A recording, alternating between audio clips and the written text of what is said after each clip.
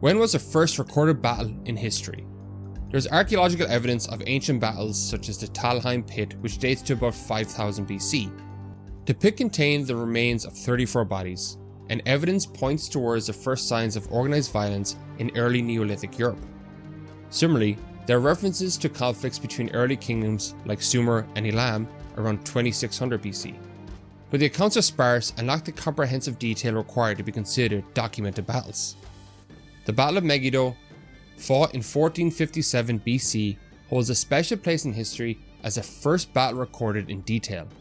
This ancient clash, documented in meticulous detail by Egyptian scribes, gives us a rare glimpse into the early days of organized warfare. At the time, Egypt was at the height of its new kingdom, led by Pharaoh Thutmose III.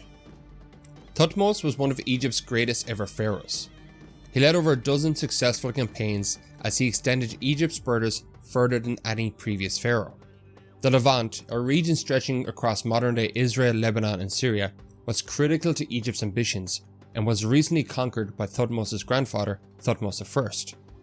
It was a hub of trade routes and resources, and it was the link between Egypt and Mesopotamia.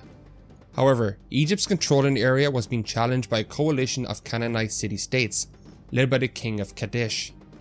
These city-states saw independence from Egyptian control, setting the stage for a monumental confrontation. The coalition forces gathered at Megiddo, a city perched on a strategic ridge that controlled access to key trade routes in the region. It stood as a formidable stronghold.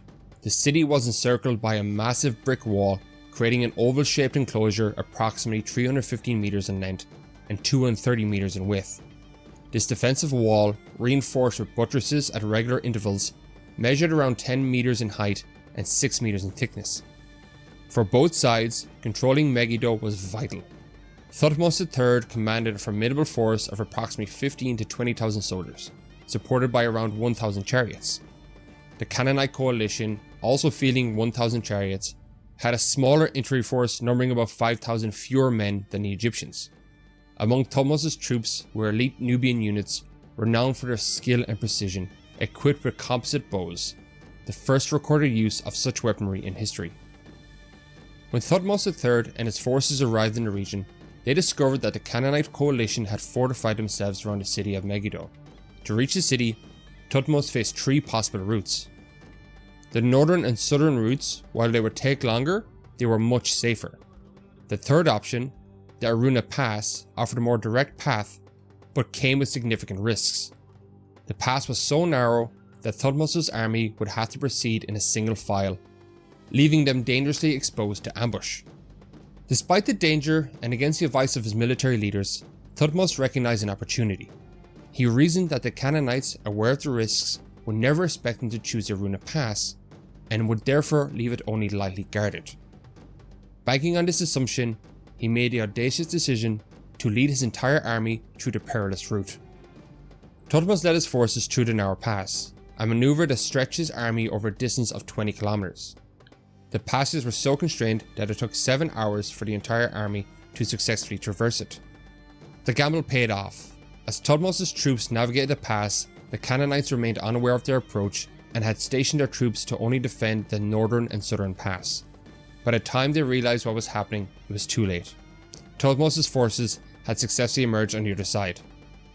That evening, when the Egyptian army had made it all the way through the narrow pass, they set up camp just south of Megiddo, with the Kina River acting as a natural barrier between them and the city. On May 15th, the Canaanite forces had regrouped and formed up on the high ground just south of Megiddo. Thutmose led his forces across the Kina River, arranging his troops in 3 divisions.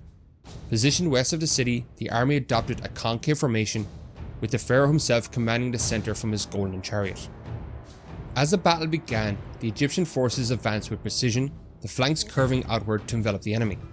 Thutmose's bold strategy and his personal presence at the front inspired his troops, driving them forward with relentless energy. The Canaanite coalition, led by the king of Kadesh, struggled to maintain cohesion under the onslaught. Overwhelmed by the Egyptians' superior tactics and the morale-boosting presence of their young pharaoh, the Canaanite forces broke ranks and fled in disarray towards the fortified city of Megiddo. When the Canaanite forces were routed, the Egyptian troops failed to pursue them, opting instead to plunder the abandoned enemy camp. This lapse in discipline allowed a significant portion of the Canaanite army to retreat into the safety of Megiddo's fortress, where they regrouped and prepared to mount a defense. Therefore, Thutmose had to mount a siege that would last several months before the city was finally taken. Thutmose extended remarkably generous terms to his defeated opponents, requiring only their pledge to abstain from any future rebellions against Egypt.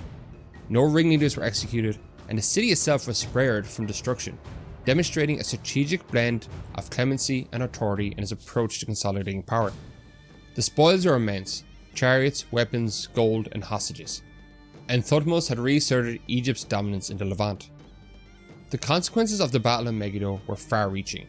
For Egypt, it solidified its control over key trade routes and resources, ensuring prosperity and stability for decades to come.